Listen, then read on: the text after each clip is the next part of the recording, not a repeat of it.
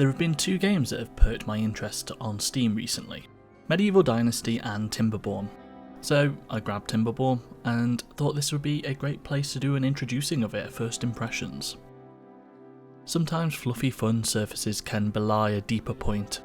It can have underpinning themes that open up a broad line of thought into something else, non-fluffy.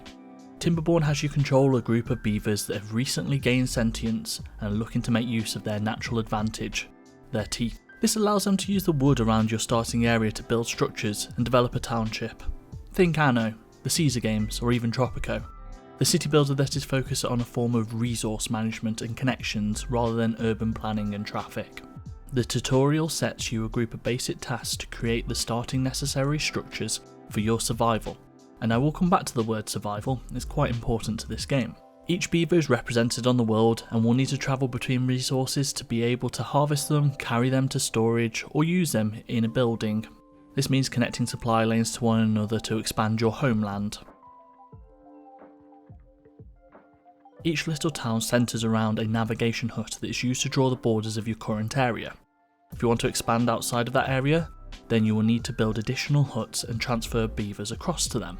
Lastly, you are able to research new technology that will aid with things like damming, building higher, and even transferring resources between these navigation hut areas.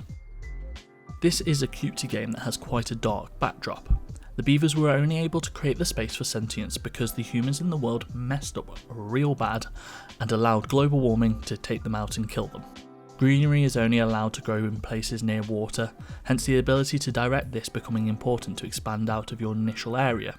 But you are also trapped by these navigation huts. This will be your area for now and the resources are limited.